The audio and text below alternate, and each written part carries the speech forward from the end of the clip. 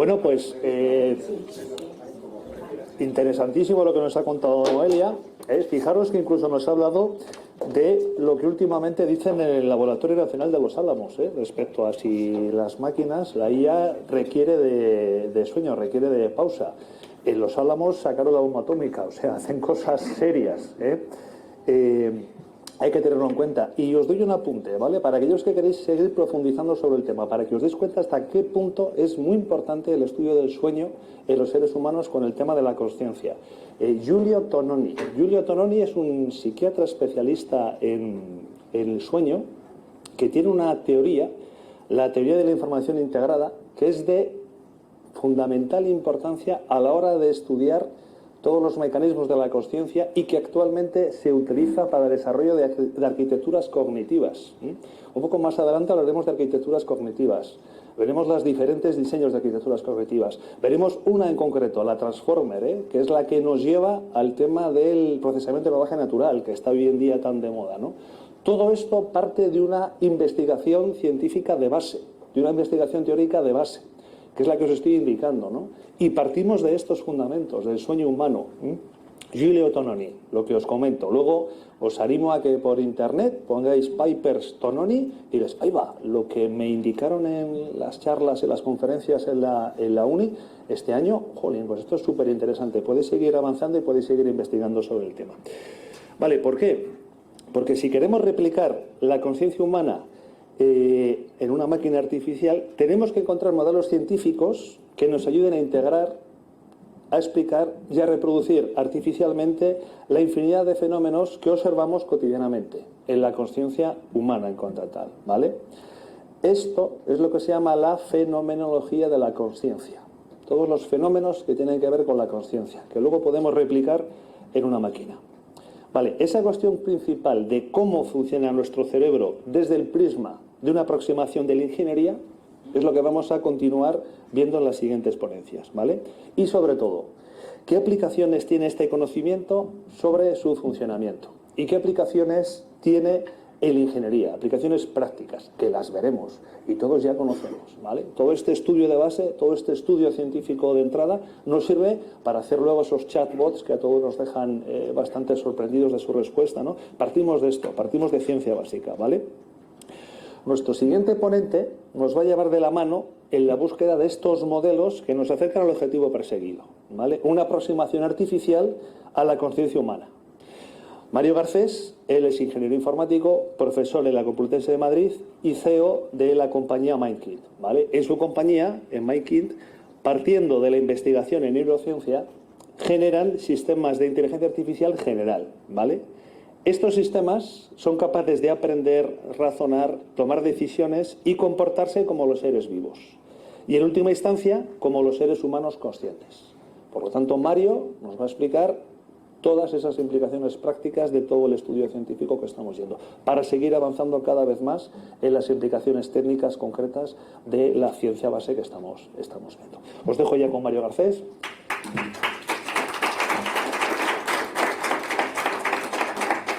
Muchas gracias, Javier.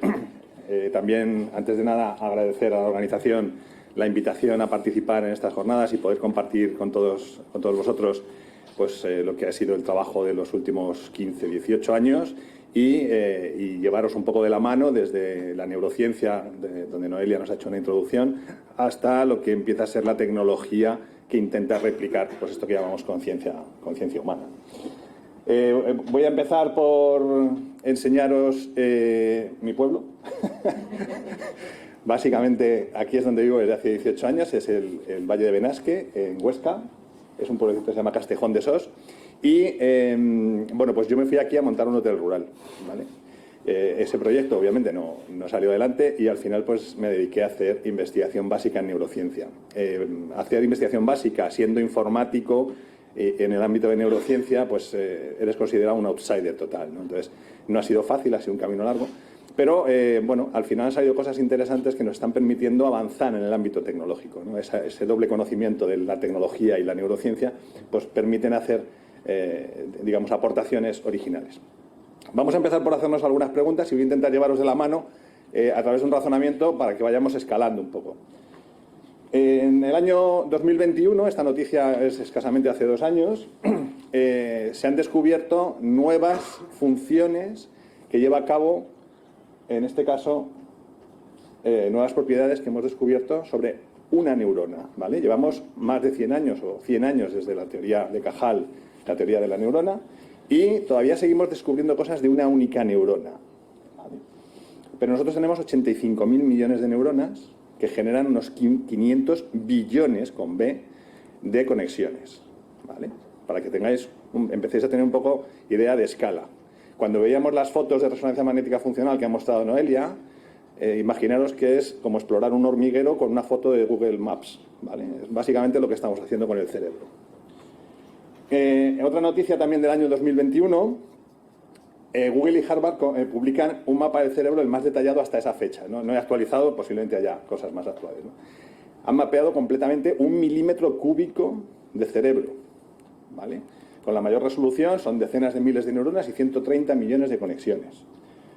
Pero nosotros tenemos 1.260.000 milímetros cúbicos de cerebro, ¿vale? Que todavía no conocemos.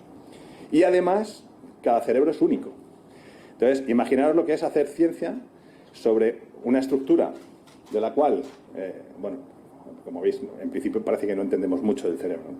Pero existen 2 limitaciones fundamentales. La primera es que no conocemos ni la estructura real de los cerebros biológicos, ni siquiera el más simple, ni la dinámica, y además la tecnología actual no nos permite capturar la información, o no nos permite capturar toda la información que un cerebro biológico está procesando mientras éste la procesa, ¿vale? Podemos tener retazos y ver cómo se activan distintas zonas, pero eso no es toda la información que está procesando. No podemos capturar toda la información. Entonces, con esas 2 grandes limitaciones, si estamos intentando replicar el funcionamiento de un sistema, no sabemos cómo está estructurado, no sabemos su dinámica, no podemos capturar su información, tenemos que buscar estrategias alternativas para poder aproximar el problema que tratamos de resolver. Y nosotros, pues, hemos aproximado utilizando una vía complementaria que tiene que ver con lo que hablaba antes Javier al principio de la presentación, las experiencias subjetivas, la fenomenología, ¿vale? Lo que es la consciencia desde nuestra propia experiencia. Ya no solamente la consciencia de los fenómenos externos a nosotros, sino la capacidad de percibir nuestros propios procesos sobre nosotros mismos, ¿no? La autoconsciencia. Entonces hemos trabajado con experiencias subjetivas. Y aquí me gustaría hacer una pregunta. ¿Alguno de vosotros tiene algún ser querido? ¿Tenéis hijos, padres, perros? Sí, ¿no? Vale. ¿Los queréis? ¿Seguro? ¿Y alguno se atrevería a subir aquí y demostrarme científicamente que quiere a su padre o a sus hijos? Vale. Cuando planteo ese problema, os dais cuenta de lo difícil que es poder acceder a la información de lo que es una experiencia subjetiva hoy en día. No sabemos qué es una experiencia subjetiva, no sabemos para qué sirve la conciencia, no sabemos cómo funciona. Entonces, lo que hemos hecho en este caso es trabajar con un conjunto amplio de experiencias subjetivas en las que el propio experimentador es parte de la experiencia subjetiva. Las propias experiencias subjetivas son el objeto de estudio. En base a esto, hemos encontrado pues que, claro, las experiencias subjetivas o las experiencias sensoriales, ya no solamente internas, sino externas que podemos tener, son infinitas, ¿vale? Podemos estar inmersos en infinitos entornos distintos, tener infinitas interacciones, ver infinitos estímulos. Esto es un problema que ya se ha abordado en las ciencias naturales a lo largo de la historia, ¿vale? Nos pasaba, por ejemplo, cuando intentábamos entender de dónde habían surgido todas las especies que vemos en el mundo, las especies vivas, ¿no? Darwin ya hizo una aproximación y la ciencia genética pues permitió desbrozar el origen genético de las distintas especies, lo que Darwin intuía a partir de observaciones que él fue correlacionando. Pues la genética permitió identificar las 4 bases, los 4 nucleótidos que definen el ADN y que nos han permitido estructurar el árbol de la vida que Darwin ya dibujó someramente en sus anotaciones, ¿vale? Entonces, hemos empezado a ver que desde la simplicidad, como son el código genético con 4 letras, se pueden generar mucha complejidad, ¿vale? Pero hay otros ejemplos. Cuando en los años 70 y 80 del siglo pasado se empezaron a estudiar la física de partículas con aceleradores cada vez más potentes, pues surgía lo que se llamaba el zoo de partículas, ¿vale? Había montones y montones y montones de partículas que no se conseguía entender qué relación había entre todas ellas, ¿no? Hasta que llegó el modelo estándar de la física. Y el modelo estándar de la física, que es el que actualmente utilizamos como herramienta para intentar aproximar el conocimiento sobre el mundo subatómico, pues permitió que a partir de unos pequeños elementos muy claros y muy bien estructurados, explicar toda la variabilidad de fenómenos físicos que observamos en la realidad. Entonces, en el ámbito de la psicología y de la neurociencia, pues nuestra idea era intentar hacer un poco lo mismo. Y igual que existen infinitos fenómenos físicos y biológicos, pues existen infinitos fenómenos psicológicos, ¿vale? Pero la naturaleza normalmente es muy austera, porque conservar y tener energía para llevar a cabo procesos es uno de los procesos biológicos más complicados, ¿no? Gastamos energía en buscar energía. Todos tenemos que buscar trabajo, todos tenemos que comprar comida, etcétera, etcétera. Y la mayor parte del tiempo nos dedicamos a ver cómo vamos a cubrir eso en el presente y en el futuro. Entonces, el coste energético de mantener la vida activa es, digamos, la naturaleza intenta hacerlo con el mínimo coste posible. Y tiende a crear sistemas complejos a partir de axiomas sencillos. Bien, pues nosotros siguiendo un poco esta aproximación, como hemos visto en la parte de física o en la parte biológica de la genética, pues nos hemos preguntado cómo el cerebro, siendo una máquina finita, para que os hagáis una idea, nuestro cerebro consume 20 vatios de potencia. Posiblemente cualquier luminaria de estas que tenemos aquí consume mucho más de lo que consume nuestro cerebro.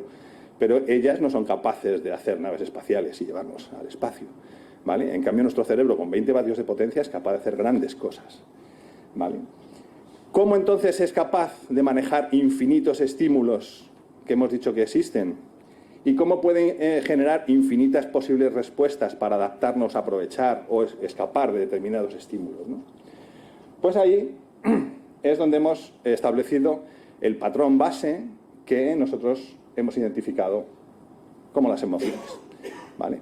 Las emociones, en nuestra aproximación, serían el modelo estándar de la física, ¿vale? En este caso, el modelo estándar de la psicología. Y voy a hacer una aclaración porque en este caso estamos hablando de emociones desde un punto de vista funcional. No estoy hablando de los sentimientos. Los sentimientos sería la percepción consciente de un estado emocional, con su componente de pensamiento, con su componente fisiológica, ¿vale? Estamos hablando de algo inconsciente, algo que es un elemento funcional que nosotros hemos tratado de bajar a un modelo matemático, ¿vale? Bueno, desde nuestra descripción matemática de lo que es una emoción, porque para poder programar conciencia artificial o máquinas inteligentes de manera general, tenemos que programarlo a nivel matemático, pues hay un insight así muy bonito, y es que lo primero que sintió el primer ser vivo que existió, desde nuestra definición matemática de una emoción, fue una emoción, ¿vale? Porque definimos las emociones como las respuestas que se despliegan cuando no hay ninguna otra respuesta mejor que desplegar. Entonces, como al primer ser vivo, la primera respuesta que desplegó no tenía ni reflejos, ni cognición, ni conciencia, pues lo que desplegó, la primera respuesta que desplegó fue una emoción. Entonces, bueno, es un pensamiento romántico que nos lleva a seguir con este razonamiento, ¿vale?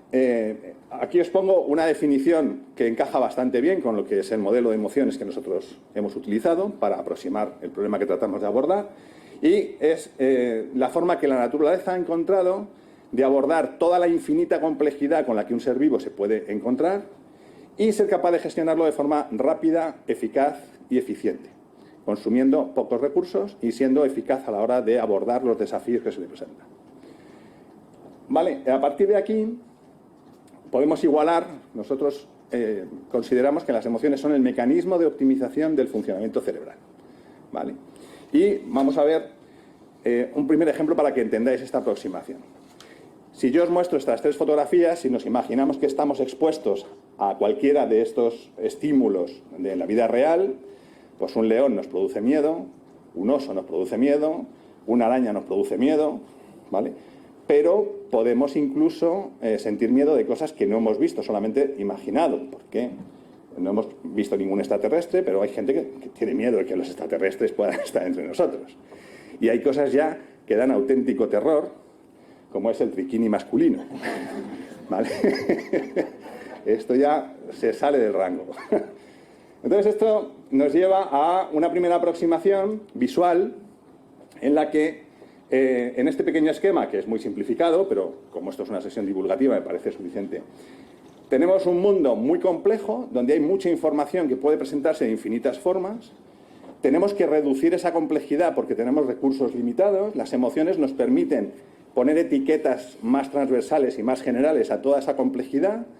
Eso nos permite gestionar con esos recursos aquello que es más importante y priorizar, y utilizar los procesos cognitivos más avanzados para encontrar un infinito número de posibles respuestas que podamos desplegar ante esa infinita complejidad estimulativa a la que podemos estar expuestos. Entonces, este esquema sería un poco la primera aproximación, ¿no? Pero es muy interesante porque cuando estás intentando comprender un sistema, ya sea biológico, ya sea tecnológico, generalmente irnos a los extremos, coger las cosas más extremas en las que ese sistema puede funcionar, nos permite ver sus costuras y llevarlo hasta... Es como si queremos entender cómo funciona un coche. Normalmente lo que hacemos es empezar a desmontar piezas y muchas veces a ver cuándo deja de funcionar, ¿no? Y en ese momento pues empiezas a entender un poco los mecanismos. Bueno, pues nosotros hemos hecho un poco lo mismo. Igual que en la física se han utilizado los aceleradores de partículas para producir energías altísimas y generar partículas nuevas, o de forma teórica los agujeros negros para entender qué ocurre en la frontera de un agujero negro, en el horizonte de sucesos, o en biología pues pasamos de los virus, que no se sabe definir si son seres vivos porque necesitan a otro ser vivo para reproducirse o no, y la ballena azul, que es el ser vivo más grande que ha existido. Entonces, en esos extremos podemos ver cómo el sistema que estamos intentando explicar nos muestra, digamos, su rango de funcionamiento. Esas piezas, esos elementos funcionales que nos permitirían tratar de comprender cómo está estructurado y cómo funciona. Bueno, pues nosotros hemos hecho un poco lo mismo, trabajando con fenómenos extremos, experiencias subjetivas extremas a nivel de psicología, ¿vale? De experiencias emocionales y respuestas ante esas situaciones emocionalmente extremas. Hemos trabajado desde las más positivas, como sería el estado de éxtasis, hasta las más profundas, como podría ser la depresión profunda, ¿vale? Pero además hemos descubierto que con una nueva aproximación existe, desde nuestra aproximación teórica, hemos encontrado que algunas de las cosas que se consideran patologías quizá realmente no lo son, ¿vale? Y hemos encontrado que hay algunos modos de funcionamiento de nuestro cerebro en los que, funcionando de forma correcta, da lugar a comportamientos no adaptativos, ¿vale? De comportamientos no adaptativos, incluso algunos que terminan en la autodestrucción del propio sistema, ¿vale? Como podrían ser el suicidio o casuísticas como la que hemos estudiado. Bueno, esto lo hemos desarrollado en un artículo que no está publicado. Esto, si os lo contara, tendría luego que mataros y eso no es plan. Más que nada porque forma parte de la estrategia de know-how de la empresa, de la cual ahora os hablo un poco la parte tecnológica. Pero bueno, esto lo hemos hecho una aproximación y entonces hemos trabajado sobre un fenómeno muy llamativo, que es la distorsión de la imagen corporal que se produce en anorexia y en bulimia, y tratar de entender, ya entramos un poco en lo que es la parte de conciencia, ¿vale? Nos vamos entroncando hacia ahí. ¿Cómo es posible que una niña, digo niña porque el 95% son chicas, que se está suicidando de forma voluntaria en contra de lo más primario que tienen los seres vivos, que es alimentarse, está llevando a cabo un proceso de suicidio por inanición voluntaria, ¿vale? Y cómo es posible que se mire en un espejo y se vea gorda, ¿vale? Bueno, pues os doy una primera aproximación. Esto, como digo, tiene una aproximación matemática, que es el tipo de fenómenos con los que luego programamos la tecnología que estamos desarrollando. Digamos que existe una realidad objetiva, ¿vale? No vamos a entrar en filosofías ahora muy profundas. Suponemos que la realidad objetiva está ahí, existe, aunque nosotros no la estemos viendo ni la estemos mirando. Si entráramos en aproximaciones físicas, podríamos complicarlo más. Esa realidad objetiva sería la que en esta persona entra a través de sus ojos. Sus ojos ven una información que es las formas que tiene su cuerpo reflejado en un espejo. Y luego está la realidad subjetiva o el estímulo imaginado, ¿vale? En este caso, lo que propone nuestra teoría es que el estímulo imaginado resuelve mejor todas las tensiones emocionales que tiene simultáneamente esta chica que está sufriendo distorsión de la imagen corporal. Pero, curiosamente, tenemos, a nivel de conciencia, tenemos un circuito de uso compartido, ¿vale? En el que los estímulos, si vosotros, y ahora mismo os digo, imaginad que estáis conduciendo un coche, si cerráis los ojos, sois capaces de generar una imagen mental de veros a vosotros mismos conduciendo un coche, ¿vale? Pero, mientras estáis haciendo eso, no podríais estar viendo la imagen visual que estáis viendo. porque es un circuito de uso compartido, pero exclusivo. Entonces, el cerebro lo que hace es que entre lo que yo puedo generar interiormente y lo que percibe exteriormente, elige aquello que mejor le resuelve un equilibrio entre todos los desafíos emocionales que tiene activos.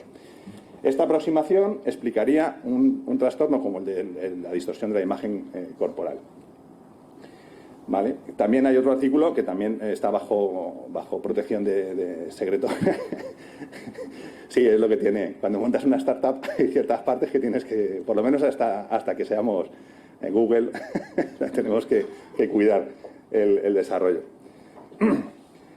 Bueno, entonces la consciencia sería, como dice Anil Seth, una alucinación controlada, ¿vale? Donde, según nuestra aproximación, como digo, esto es una aproximación, existen más aproximaciones y muchas incluso contrapuestas, sería una alucinación controlada donde ese control de esa alucinación que nosotros llamamos experiencia subjetiva está mediado por todo el conjunto de procesos emocional, atencional, cognitivos que están activos en un momento determinado.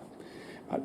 Y con eso podríamos empezar a explicar, cuidado, voy a entrar en la parte tecnológica, no estaríamos hablando de consciencia en el sentido de lo que nosotros experimentamos como consciencia, como los qualias que hablaba Javier, estamos hablando de una pseudoconsciencia, es decir, estamos intentando replicar los contenidos, que podríamos verlos nosotros en una pantalla de lo que está pensando la máquina, lo que está percibiendo subjetivamente la máquina en cada instante, ¿vale?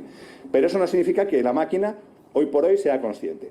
No sabemos si podrá llegar, con un poco la aproximación que ahora os cuento, no sabemos si en un momento dado podría emerger como un fenómeno complejo una autoconsciencia más parecida a la nuestra, creemos que no, que la base biológica sigue siendo todavía necesaria, pero sí nos atrevemos a decir que lo que estamos intentando es replicar todos los contenidos que experimentaría una máquina consciente si realmente fuera consciente como nosotros. Esa es la frontera en la que nosotros nos estamos moviendo, ¿vale? Me parece importante definirlo para que nadie se me engañe.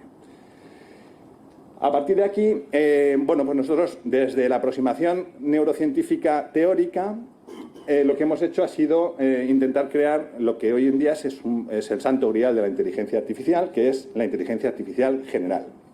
Sistemas capaces de aprender, razonar, tomar decisiones y comportarse como hacemos los seres vivos y, en última instancia, los seres humanos. Vale. A la tecnología le hemos puesto el mismo nombre que a la teoría, ETR, Emotional Theory of Rationality. Nos parecía que quedaba bastante bien y era un tributo al origen de la tecnología.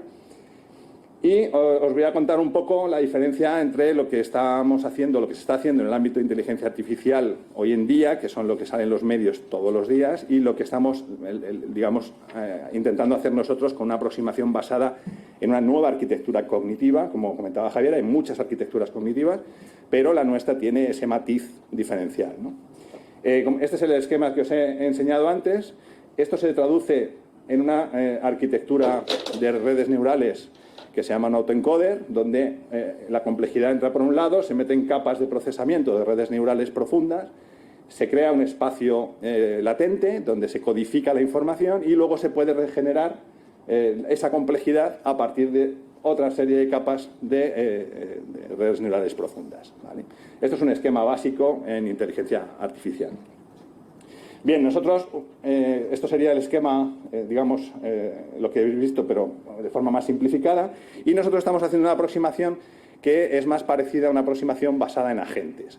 Sería como el ejemplo de una colmena, ¿vale? Donde lo que tenemos son, bueno, las redes neurales profundas, por utilizar una analogía, serían el equivalente a nivel biológico a los reflejos. Los reflejos son mecanismos de respuesta muy rápida, muy eficaces y muy eficientes que se han heredado, se han mantenido a lo largo de la evolución porque han sido útiles para resolver problemas comunes en la especie a la que pertenecemos. Y los reflejos funcionan muy bien para una cosa muy específica. Y ese es uno de los problemas que tiene hoy en día la inteligencia artificial, que no es general, es estrecha o específica. Funciona muy bien para jugar al ajedrez, funciona muy bien para otra cosa, pero tienes que entrenarla para cada una de esas cosas de forma independiente. Se empiezan a hacer mix, pero es muy difícil pasar de los reflejos a las capacidades superiores del ser humano. Entonces, ese es un poco el desafío tecnológico que estamos intentando salvar. Nuestra aproximación, como digo, a la IA general está basada en un modelo más parecido a un sistema de agentes, donde trabajando con trocitos de información pequeñitos, como haría una abeja en un panel de abejas, en una colmena, Un algoritmo ligero genera respuestas adaptativas para ese trocito de información, pero esa información se vuelca en un espacio conceptual relacional compartido, donde todos esos pequeños agentes vuelcan el resultado de su proceso y además ese espacio es el que ellos utilizan para llevar a cabo las siguientes tareas que van a hacer sobre su trocito de información, con lo cual todos se influyen mutuamente. El ejemplo de la colmena es un ejemplo bastante bueno y en informática esto se llama una aproximación basada en agentes. Bueno, pues nosotros estamos trabajando en este algoritmo ligero sobre los trocitos de información para que de forma, lo que se llama en sistemas complejos, en teoría de sistemas complejos, de forma emergente, el resultado de esas interacciones dinámicas de agentes sencillos den lugar a fenómenos complejos, entre los cuales estaría el comportamiento, el procesado de información que hacen los humanos y, en última instancia, esa pseudoconsciencia, incluso de sí misma. Es decir, nosotros uno de los objetivos que tenemos dentro de la arquitectura es que, como resultado de esa dinámica, el propio sistema sepa diferenciar lo que es él de lo que no es él, de lo que se parece a él y lo que no se parece a él, un poco como hacemos los seres vivos, ¿no? Yo sé quién soy yo, o creo que sé quién soy yo, vosotros no sois yo, el resto de cosas no son vosotros ni yo, y entonces a partir de esas interacciones construimos una cosmovisión ante la cual nosotros vamos respondiendo. Bueno, pues lo que estamos intentando hacer de forma emergente es que esa estructura conceptual en donde se diferencia lo que es la máquina de lo que no es la máquina, surja, como digo, como resultado de la propia dinámica de la tecnología. En este sentido, bueno, estaríamos ya en ese paso, como digo, de la pseudoconsciencia artificial, el salto cualitativo a la consciencia, en el sentido más extremo del término, ¿no?, en el que la propia máquina llegara a ser consciente de ella misma con sus propios qualia. Nosotros eso no entra dentro en este momento de nuestro objetivo. No sabemos si puede llegar a surgir dentro de como evolución de la propia tecnología, porque una cosa que tienen los fenómenos emergentes es que no es predecible. Hasta que no ejecutas el sistema y lo pones a funcionar, no sabes qué va a ocurrir, porque surgen dinámicas que no están esperadas, ¿no? Entonces, bueno, pues eso es digamos, es el límite en el que nosotros estamos trabajando. Es la pseudoconsciencia artificial. Dicho esto, voy a contaros un poco las posibles aplicaciones que tendría la tecnología que estamos desarrollando. Como digo, nosotros lo vamos a empaquetar en lo que se llama un motor comportamental, que sería susceptible de dar vida artificial a avatares virtuales o personajes de videojuegos, personajes no jugables, gemelos digitales, robots, asistentes personales y todo tipo de dispositivos, teléfonos móviles, donde haya una interacción hombre-máquina, ¿vale? Entonces, a través de los canales perceptivos que cada máquina tenga, pues nuestra tecnología cogería esa información, la procesaría, aprendería a relacionarse con el usuario de la forma absolutamente natural, hasta el punto de que el usuario no fuera capaz de distinguir si está interactuando con una máquina o con un humano, ¿vale? Pero no lo haríamos como lo hace la inteligencia artificial estrecha, que es mediante modelos estadísticos, sino en este caso es un modelo algorítmico, donde en todo momento sabemos qué información estamos procesando, cómo se está procesando, qué alternativas está generando y cómo está tomando decisiones sobre esas alternativas que luego ejecuta en forma de comportamiento, ¿vale? Y eso ya, a nivel tecnológico, ya es un avance significativo. Aplicaciones más comerciales, y me meto ya en el ámbito del metaverso, que era un poco donde quería acabar mi exploración. Bueno, pues podemos invertir el flujo y podemos coger la información de un gemelo digital. Un gemelo digital simplemente es la reproducción de un sistema físico en un entorno virtual, ¿vale? Tiene las mismas capacidades de percibir. Por ejemplo, un robot pues tiene cámaras, tiene sensores térmicos, tiene una serie de elementos funcionales que se pueden reproducir de forma virtual en un entorno de realidad virtual o en un videojuego, ¿vale? Entonces, a partir de esa información generaríamos una inteligencia artificial general con esa información, que podría ser nuestro gemelo digital, es decir, que una inteligencia artificial se aprendiera de nosotros, de nuestro comportamiento en el mundo virtual, que fuera cogiendo esa información y fuera pareciéndose a nosotros, como si fuera un niño al que va aprendiendo de sus padres. Y a partir de ahí, pues posibles aplicaciones, por ejemplo, pues todos conocéis a Ferran Adrià, que yo tuve la suerte de poder charlar con él en su despacho, en su laboratorio, un par de horas gracias a un amiguete. Es un cocinero experto, pues él podría enseñar a su inteligencia artificial a cocinar, ¿vale? Pero Rafa Nadal podría enseñar a su propia inteligencia artificial a jugar al tenis. Y Donald Trump podría enseñar a la suya a hacer la declaración de la renta, ¿vale? Entonces, estos tres ejemplos Una vez que tuviéramos ese conocimiento en 3 inteligencias artificiales diferentes, serían susceptibles de volcarse en un marketplace donde cada uno vendería o compartiría su información de su propia inteligencia artificial y nosotros podríamos comprar los paquetes, estarían disponibles como paquetes para incorporarlos a nuestra propia inteligencia artificial general a la que le hemos enseñado a hacer, pues no sé, punto de cruz en pista cubierta, por poner un ejemplo. ¿Vale? Sería un poco parecido a la película de Matrix.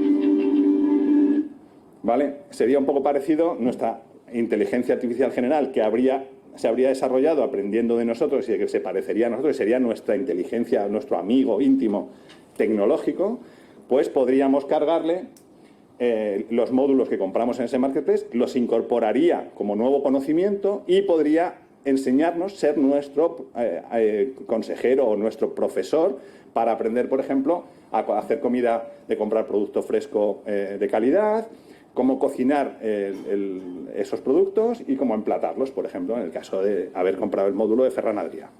¿Vale?